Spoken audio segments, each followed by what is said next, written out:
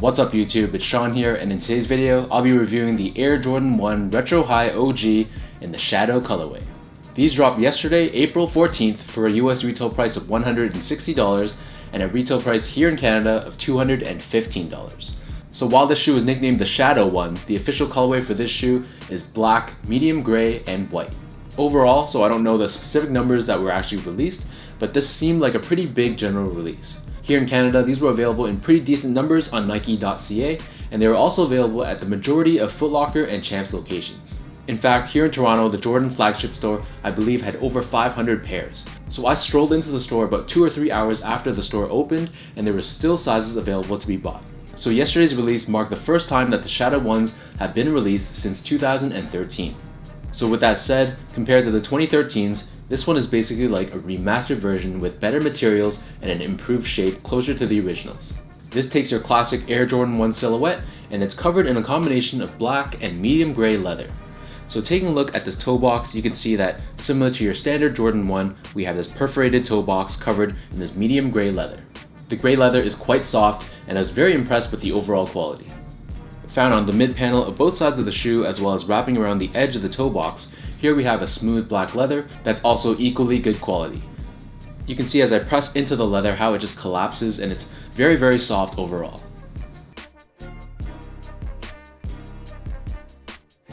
On both the lateral side as well as the medial side, we have a gray colored Nike swoosh, and this gray leather also covers around the back heel as well. On this ankle collar area, just on the lateral side, we have this Jordan Wings logo debossed directly into the leather done in black. Last but not least, surrounding this top ankle collar area, this is also done in black leather. So to my surprise, I find that usually on Jordan 1s, the leather quality around this ankle collar oftentimes is quite stiff, but this leather used on the Shadow 1s is very soft and comparable to the leather found around the toe box. The tongue is constructed using black nylon, and at the very top, we have this Nike Air tag done in a combination of black and gray. Overlaid on top of the tongue, here we have your standard Jordan 1 laces done in a flat black style, and these also come with a secondary pair of laces done in a medium gray color. The inner liner of the shoe is done in black, and these come with a white colored insole with Nike Air branding on the heel. As with most Air Jordan 1s, these Shadow 1s sit atop this full-length foam midsole done in white. Encapsulated within the midsole underneath the heel, we have an Air Max unit. As I turn these over to the bottom, here we have just your standard Air Jordan 1 outsole. This is entirely done in black rubber. In terms of sizing, comfort, and all that good stuff, this is exactly the same as most of your Air Jordan 1 retros. So sizing wise, I got these in a size 10.5, which is my normal Air Jordan 1 size. So if you guys haven't worn an Air Jordan 1 before, I'd recommend sticking with your true size. Unless you have super wide feet, then you might be able to get away with going a half size up. Comfort wise, there's not that much that needs to be said. So the cushioning on these is pretty average. The majority of the comfort does come from the insole that's provided. So this is going to give you a lot of stability, but in terms of actual comfort and squishiness, I wouldn't expect too much from these.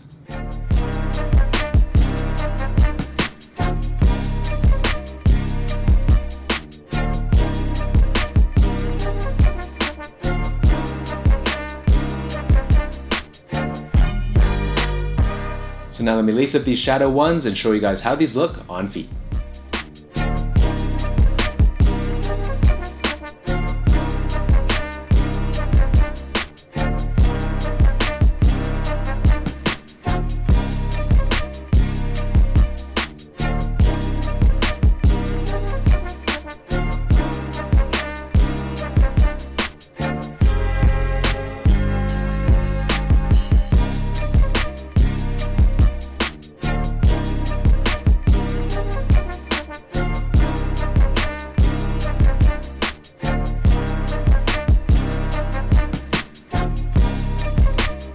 Overall, I gotta say that Jordan Brand really knocked it out of the park with these Shadow 1s.